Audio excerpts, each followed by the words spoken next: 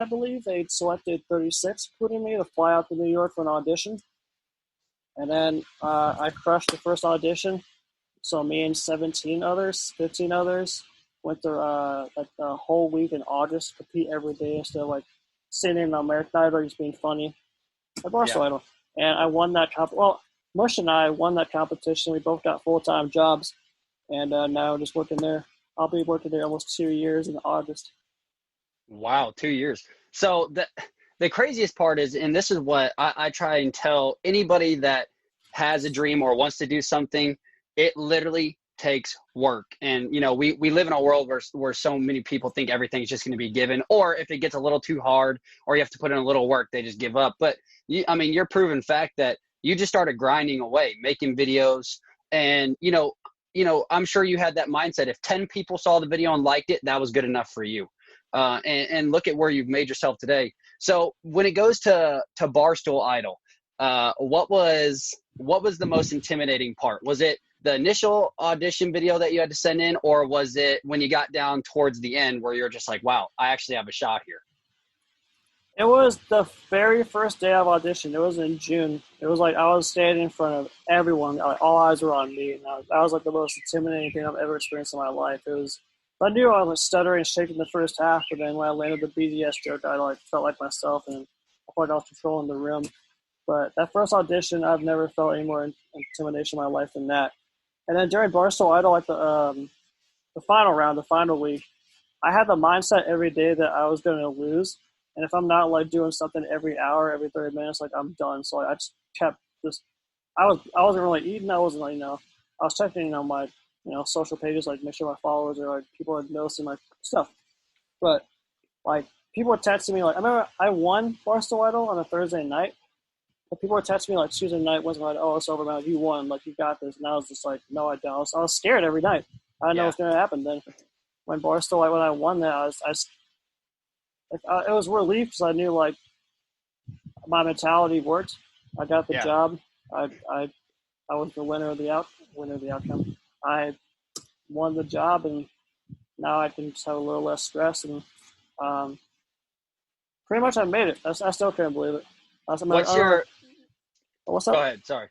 I remember like off camera I was crying. I just couldn't believe it. I was talking to Big Cat and Francis. They calmed me down in the room. Just gave me advice for 20 minutes. It was the most surreal moment of my life. I thought I would be working sports, but now you'd say I'm an entertainer.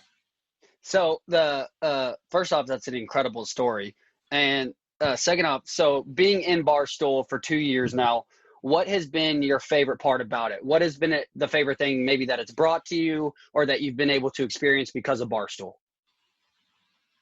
That's what I always think about. There's a lot of cool things at this job. I met a lot of cool celebrities. I've been able to work with like different like times. I've been able to improve my editing abilities and get like better advice on how to make a video more better quality. Um, I met Lisa Ann. That was really cool. Everyone was asking me about that. So we can Um, actually that's actually a perfect segue into our next little topic here. Um, I found you through all your YouTube videos, and you make incredibly hilarious videos on YouTube.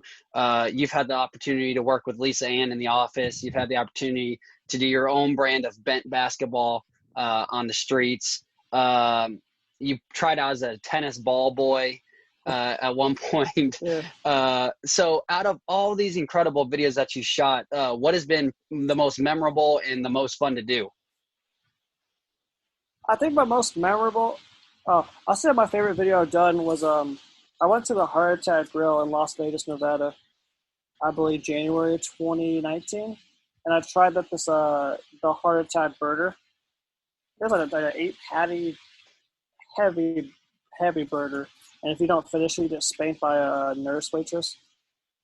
And that's probably my favorite video. I mean, it was just outrageous. I got my butt spanked so hard 3 times, and I didn't finish half a patty. It was bad. That's probably my favorite. But my most memorable was definitely my first million. You ever seen SpongeBob? Like me millionth dollar. Oh yeah, me millionth dollar. Me millionth dollar. My first millionth video was I made like a mockery like this NCAA student athlete commercial during March Madness last year. Yep. And I did that. I made a little mockery of it, put it on Twitter, and then got a million views on my first one. So I think a lot of people would know me from that one too. So that was a fun video to make too. I went to Ohio State, had people schoolies who helped me out make the video happen, and it was a game changer. So the going back to Lisa Ann, how was because I know that's probably what people's most popular thing is that they constantly ask you, what was it like getting to work with Lisa Ann for the day? But I'm gonna fanboy here. What was it like to work with Lisa Ann for the day? She seems very sweet. She's awesome. She's so intellectual. She's so just very passionate about her being entertaining. Like she's like the mother I never had sex with, and she's just like people see her as a porn star, and then when you meet her, she's just a very just an awesome person. She's so fun to work with. She's so fun to talk to. She knows her sport. She knows everything. You don't really see that side. You're used to seeing her or other porn stars get railed. But it was very cool to meet her.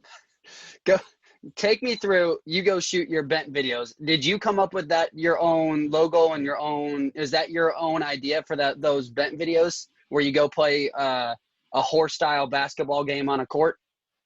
Yeah, I remember my friend telling me like it's always easier if you can if you can do something that you love and put it out for entertainment. It's a lot easier to have a passion and drive to keep working. And I've always loved basketball, always loved shooting. So I thought of I've seen YouTube videos of like these YouTubers that are playing horse or pig. So I thought like, what can be like in my version of it? And then I like every morning I look at myself in the mirror in disgust. I'm like, wait, I'm bent. So now bent's a longer version of pig, shorter version of horse. It's 4 letters, all you need. Same thing. Just if you win, that boy bent. If you lose, you get bent. And that was a B right there. But oh, you got a bee flying at you? Yeah, this was a wasp. That was a bee.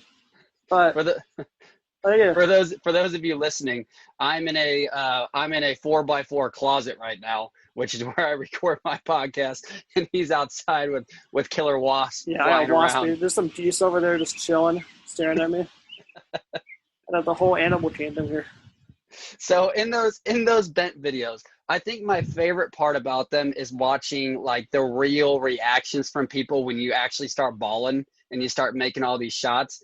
I was watching one the other day and it was just so hilarious. This guy's like, oh, I got that cash. And he swishes a shot and then you come right back and swish it. And it cracks me up because you see everybody does this look at you. And it is probably my favorite reaction from those videos.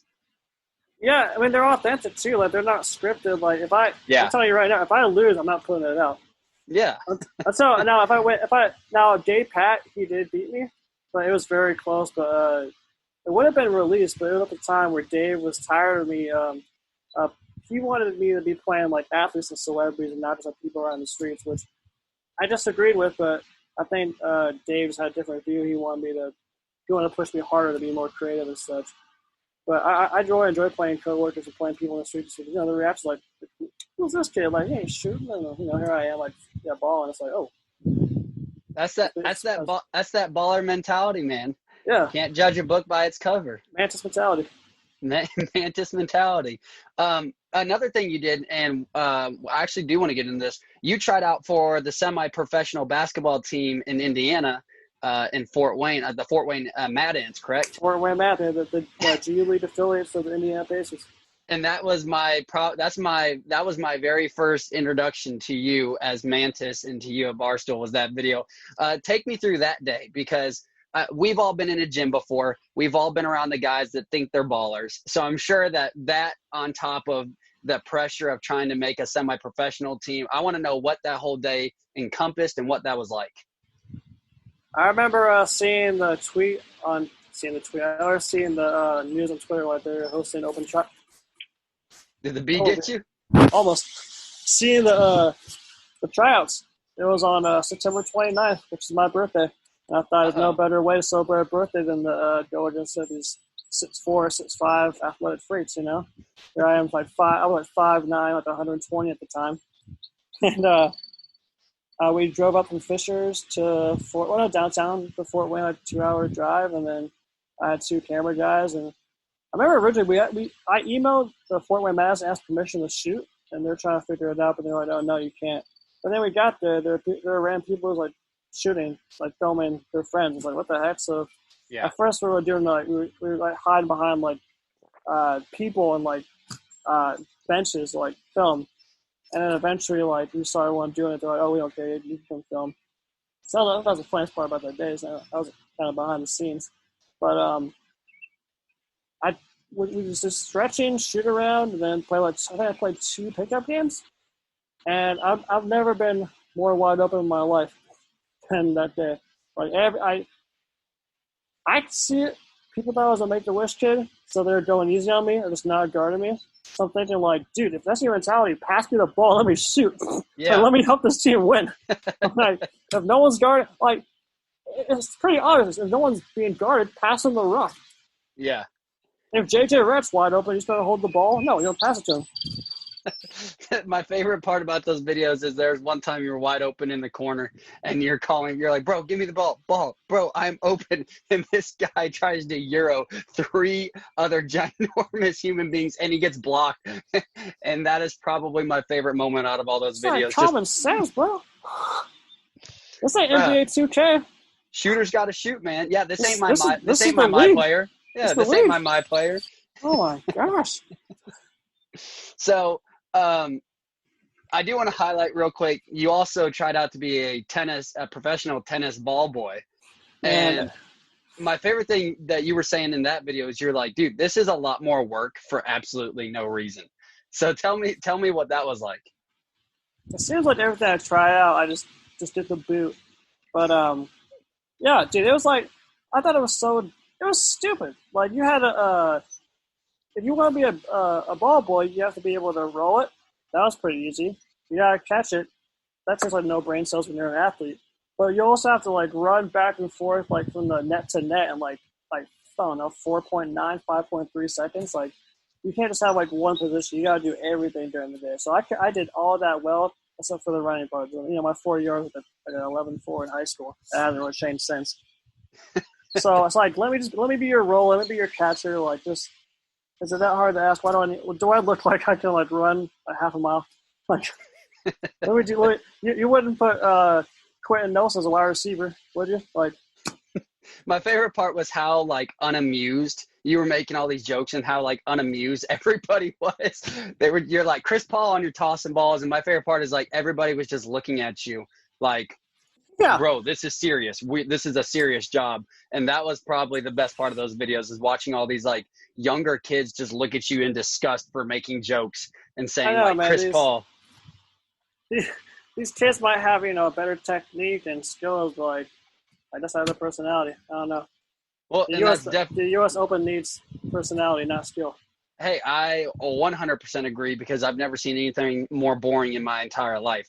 Like, they're all boring. Let's cut to a ball boy telling some jokes in the corner, or let's have a ball boy just walk out as slow as he can, grab a ball in the middle, wave to the crowd, and then like I love that idea. Make it ball exciting. Boy tears ACL. Let's do it. Make it happen. So, speaking of ballers, there's no doubt in my mind that you are a true baller yourself.